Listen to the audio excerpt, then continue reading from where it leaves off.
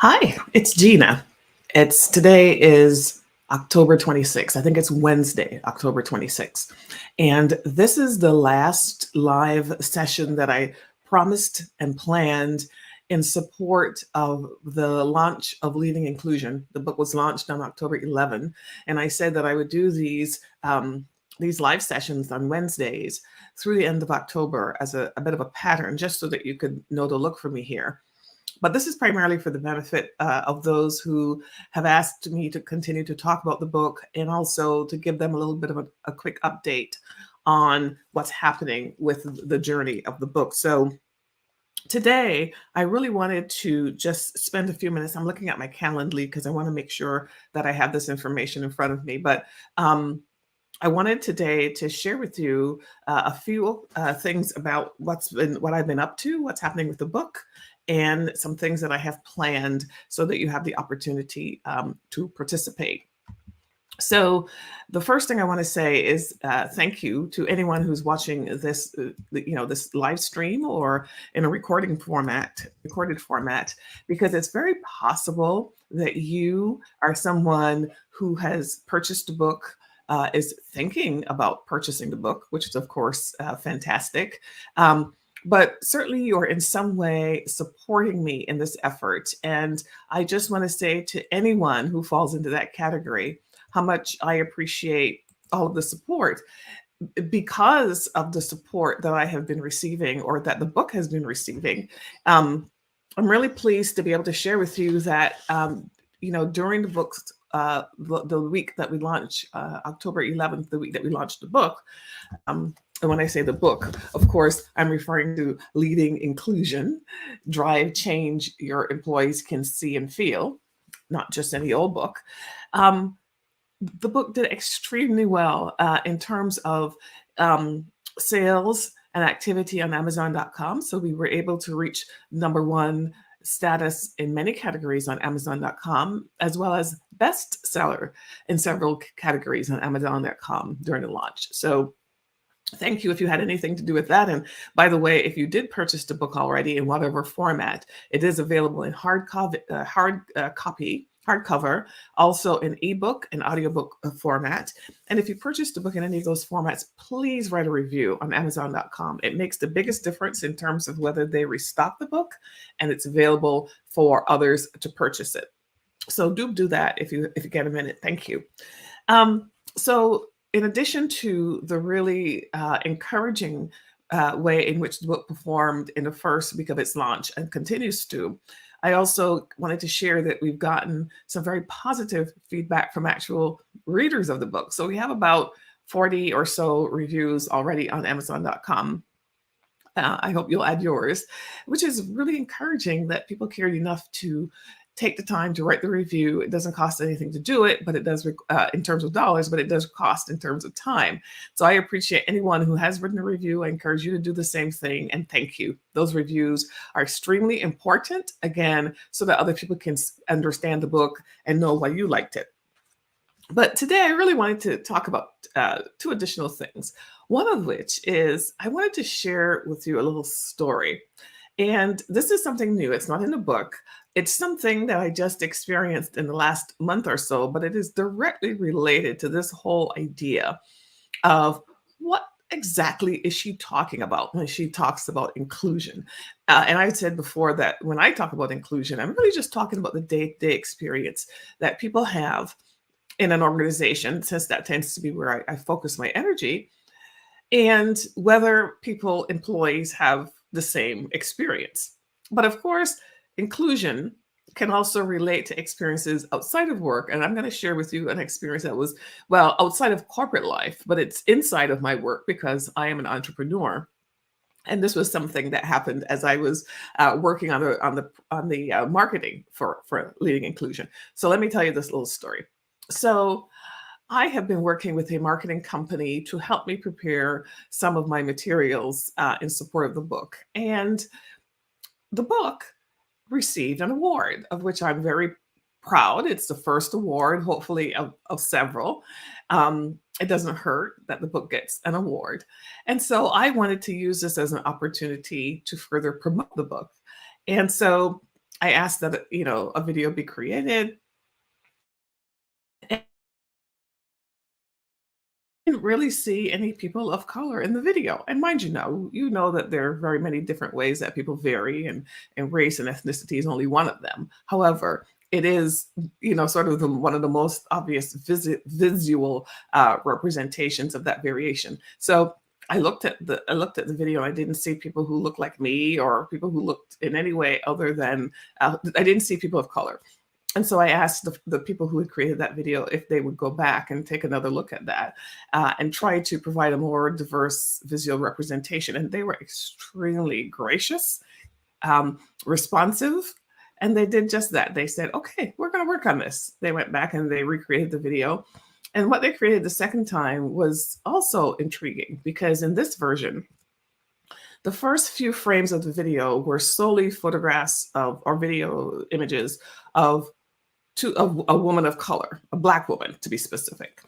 And I saw that, and then I as I looked through the video, I realized, okay, so they had gone from the extreme of not having people of color represented to perhaps assuming that since I'm a Black woman, that I only wanted Black people in the video, which of course is not what I was aiming for. I was really aiming to have a cross section of people who look in a variety of ways, which is what the world looks like. And also because, of course, I'm talking about a book about inclusion. So I said, well, this video is, thank you for doing that. I appreciate that.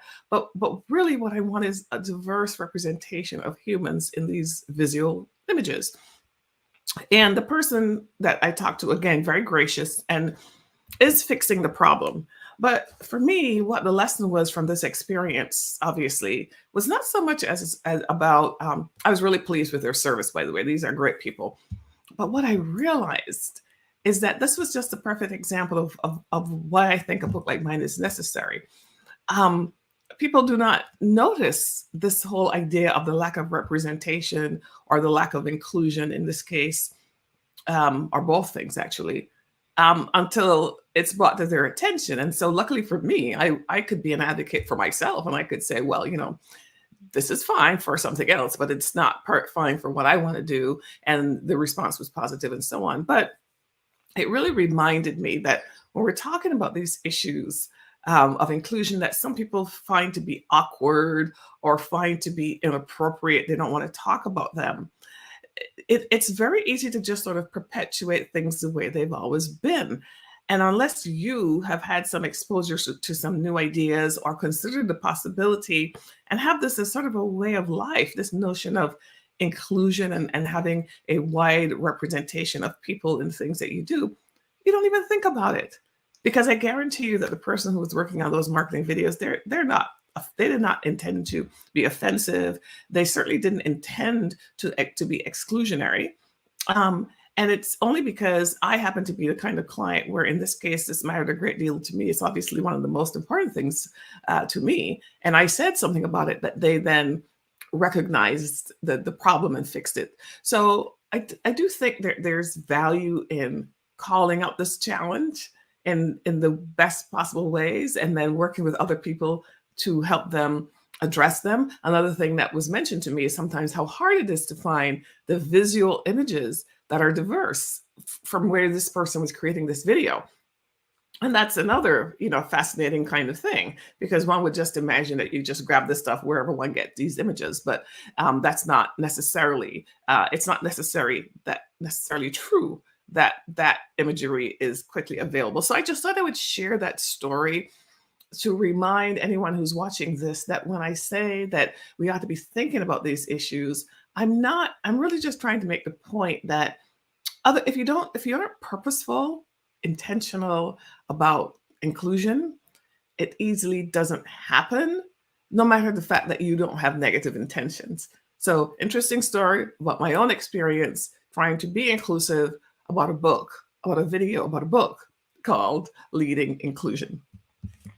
The other thing I wanted to mention is that I was on a podcast recently with Harsha Boralesa. I really enjoy his podcast, Reframe and Reset. And he pulled out a segment of that overall podcast, and he called it Difficult Discussions. he's British. He didn't say difficult conversations. He said difficult discussions. Um, he pulled up this clip of difficult discussions, and it was me talking about why it is important for people to figure out how they're going to have those kinds of conversations. When you're talking about inclusion, there might be difficult conversations, but both people are peoples involved. The person who wants to raise a concern or express that something needs to change, as well as the receiver, the person who might hear for the first time that something needs to change. Both parties have to go into that with goodwill and good intention, but they also have to know what to say. And so I wrote a little script to help people who are presenting the issue to know what to say. But I thought I'd also take a minute to share with you the other side. What would you say if you were then the recipient of this new information? Let's play with that a little bit.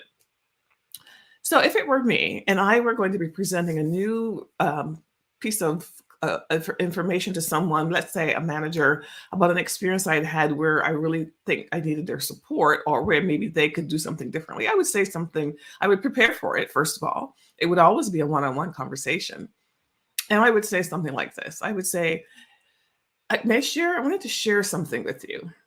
And I would say, you probably didn't realize it, but when you did X, this was the consequence. So you probably didn't realize it. But when you said that you didn't know anything about my background, the other people in the team looked at me like, well, why is she here? And seemed to assume that I couldn't bring value to the situation. So I'm sure that's not your intention. You probably didn't realize it. And the other thing that happened was that I did have a couple of people ask me, well, tell us a little bit about who you are. And so then I have in this particular situation, if I said something like that, to a manager or someone like that, they would probably go, "What? I don't know. What do you mean? I don't know what you're talking about." And so I'd have to explain. Well, when you did that, I know you didn't have any negative intention, but it made me very uncomfortable because it felt as if it was sort of lessening, my credentials, my value, my importance, my impact, my influence in this team. And so I just wanted to let you know that, and I wanted to let you know that it probably was true because a couple other people came and asked me about it afterwards. And so that gives the other person the opportunity. They still might not understand, why is that a big deal, or what do you mean? And you don't have to prod them, but you kind of get it off your chest, and then you wait for them to respond. And a reasonable person would probably say, "Oh my, I had no idea. I certainly did not mean to do something that was offensive. That was not my intention." But I could see how, when I said so and so, some people might have interpreted that way. So you know what? I'm gonna do something about that. First of all, I'm gonna remember not to do something like that with any of my colleagues, because that's not helpful. And I'm gonna make sure to find ways to let everyone know how much I support you, because I think what you're getting at is that it didn't feel supportive when I did that. And so the person might say something like that, and you would say, "Yeah, good, thank you. Yeah, I'm sure that I'm glad we're talking about this. I'm sure it wasn't intentional, but it would be helpful." And that's the end of it. What more do you need to say? And then the person does what they do, and then you respond to that in the future based on what they say. The reason I'm talking about this, though, is because I think we probably need to have difficult conversations, but most people don't want to have them. That people would prefer to avoid a manager, leave a situation completely, than to deal with some of these difficult situations. And that's not helpful. It's not helpful for them because they never learn how to deal with, conflict or potential conflict. And obviously we don't want conflict. We just want clarity. But then the other thing is, the other person has no idea what it is that's frustrating you, making you cringe when you come into the office or when you deal with them. And so they don't get the opportunity to learn and to do something a little bit different that could be helpful and maybe even build a stronger relationship. I can say for sure that when I have been in situations like these, as a person who was bringing this new information to somebody's attention, I usually ended up with a better relationship with the person. And they usually said, it might take a little time because sometimes people's feelings are bruised, but they usually come back and say, Oh, wow. I'm really glad that you shared that. But really what happens it just makes it easier for that person to talk to me again, and it makes it easier for me to talk to them. So there's not usually a downside, but it is awkward, especially at the beginning. And so I guess I'm just wanting to say I encourage you to embark on difficult discussions when you need to, but always have a plan. Always do it one on one in private. Always have a plan. Always know what you're going to say. So suppose you did that and the person did not respond positively. Suppose they said, well, I don't know what you're talking about. Well, then you have to decide what to do with that. And I don't think a manager would ever do that. And if they did, that would tell you everything you needed to know. But if a person did respond in such a way, you could say, well, would you mind then thinking about this a little bit and then maybe we can talk about it next week? I would really encourage you to give them some time to process the idea because not everybody can process ideas and certainly not process emotions in the moment. And as people get defensive and feel a little awkward about these situations, they will just retreat, some people. So while you've got time to prepare what you wanted to say and have your fancy script and then come in with confidence and say it, remember that the person on the other side, this is new, brand new, perhaps to them. And often people are caught unawares and they do feel defensive. That's just a normal human reaction. So if you want to manage that to the best of your capability, remember that you have that advantage. Give them some time to think about what they want to say or do, and maybe ask them, would you mind if we can maybe follow up in a week or so? And if they say yes, as hopefully they would, say, would you mind if we decide on that time now, just so that I can have it on my calendar?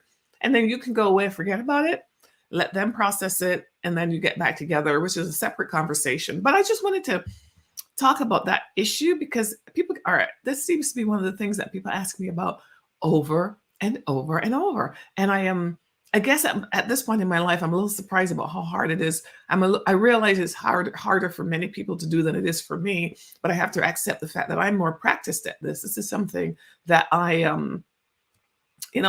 coach people to do. I've done myself so many times. So I wanted to that was my sort of little thing that I wanted to offer today as an idea relating to this book, but also really generalizable to so many situations where one might have difficult conversations. And then the other thing I wanted to do, because of course, most of what I'm saying today is just really meant to be a gift to you, a thank you for in some way supporting the effort that I put in to launch this book. And I wanted to let you know that I have created an event that is going to be on November 16 at 11 a.m. Eastern. November 16 at 11 a.m. Eastern. This is going to be an event that I'm calling a book journey. So I'm sharing all my lessons from my book journey from beginning to end. It's going to be open to the public. You're welcome to attend. I'll be putting more about this on social media and so on and in my email list. But meanwhile, for today, I wanted to let you know November 16 at 11 a.m. if you want to hold that date. And it's going to be for about an hour. I'm going to talk for a bit, but then I'm going to give you the opportunity to ask any questions that you might have about my journey, about what I've been up to, and so on. And what I'm going to do now as well is I'm going to put a link to the event into the comments. Hopefully you can see the link that I put into the event. I'm going to actually show this on my screen so that you get to see the link to the Calendly event, November 16, 11 a.m. Eastern. It's calendly.com/Gena Cox, my name, /public, then a dash, then book, then a dash, then journey. It's in the chat. But if you sign up for that, I want you to come. I will tell you everything about how I was able to get my book published. People are very interested in that. And I will, answer any questions that you have about a journey that you might be thinking about. So I'm looking at some comments. I was finally able to take a break to look at some comments. And Anika, I'm going to show Anika's comment right now. Anika said, there are sites available that provide imagery of people of color. Absolutely right. But what I recognize is that unless you're looking for that, I mean, I never even thought about this, right? So and of course I pointed that out, but I didn't think to that this was, it wasn't something I thought about. That's the truth. I wasn't prepared to think about that. I never anticipated that this was going to be a concern or an issue. So anyway, you're absolutely right, Anika. We need to have visual imagery and all kinds of imagery of all kinds of people. And sometimes we simply do not, for reasons that, are pretty obvious. So I hope you'll join me at my book event, at my book journey event. I'll put the link there again. It's in the chat, but I'd love to have you, and I'm happy to answer any questions because I want to demystify this whole thing about getting a book written. It was a mystery to me, but I will tell you, I have both spent money and time to learn a whole lot about the industry. And, I'm no expert, but I have enough experience that I can certainly share with you what I've learned. And I don't think it has to be as, hidden as like a black box as it typically is. So anyway, thank you so much for your comment, Anika, and others. Yeah, the whole blind spot thing is very real. But I focus on solutions because I know we can get better at this. I really focus on solutions, and I'm sure that you are too. So the very last thing I'm going to do as I wrap up this conversation is just sincerely express again my appreciation to you, and you for the little and big ways in which you've helped support my book launch. And I can tell you, people have supported my launch in ways I don't even know about. And so thanks to you that have done that, because I know you have, because I see the evidence of it. But there are many of you who have written, who bought the book, who've shared it with others, who've written reviews, who have invited me onto your podcasts, who've written articles about me and about the book, who invited me to speak at your events. I've had many invitations to speak already. In fact, I just came back from a speaking engagement in New York City yesterday. So all of those are things you've done to support this book launch and me. And I appreciate that. The other thing about me is I love to be able to pay it back. So if you have helped me in some way, I certainly will always look to find a way to help you when that opportunity arises, or when you tell me that you need some help. And so you need to let me know what that is. But yes, if you have the book, please write a review on Amazon. It makes such a significant difference if you've read that book, and an honest review. Hopefully, it's a good review. So again, thank you so much for being part of this journey. Thank you for being on this particular event. Those of you who are on live, you'll get to see the recording of it regardless.